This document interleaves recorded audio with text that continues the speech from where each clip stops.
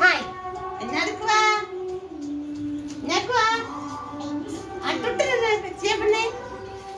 നീങ്ങിച്ച് മോൻ ജയിച്ചില്ലേ അച്ഛമ്മയുടെ ഒരു ഗിഫ്റ്റ് ആട്ടുട്ടനൊരു ഗിഫ്റ്റ് എനിക്ക് വാനില മതി.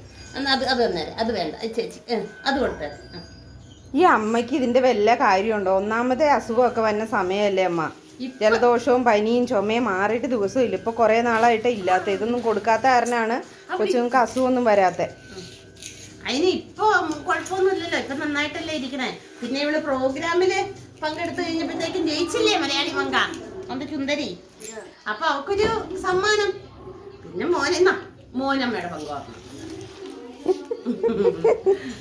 ഇനിയിപ്പൊ എനിക്ക് ഒന്നും പറയാൻ പറ്റില്ല.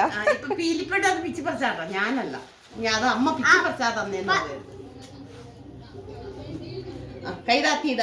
അത് മോന് അതൊന്നും ഒത്തിരി കൊടുക്കണ കൊള്ളില്ല മോനെ. നീയൊക്കെ കൊറേ തിന്നല്ലേ വളർന്നേ, എന്തോരം തിന്ന് വളർന്നാ. ഇനി ഇവരും തിന്നണ്ടേ? ഇവർക്ക് ആരാ മേടിച്ചു കൊടുക്കാനുള്ള? എന്നെ കൊണ്ട് പറ്റുമ്പോ ഞാൻ മേടിച്ചു കൊടുക്കും, ഇല്ലാത്തപ്പം ഒന്നും കാണത്തില്ല. ഇപ്പം അമ്മച്ചി പോയി കുറച്ച് തുണിയുടെ പൈസ കിട്ടി, കുറച്ച് വിട്ടായിരുന്നല്ലോ, അതിന്റെ പൈസ കിട്ടി. അന്നേരം അതിന് ഞാൻ എന്റെ വിവിധ ഒരു പങ്ക് എന്റെ മക്കൾക്ക് ഒപ്പം നിനക്കും. അന്നും ഇന്നും അമ്മയ്ക്ക് എന്റെ മോളായിട്ട് തന്നെ അമ്മ കാണുന്നുള്ളൂ.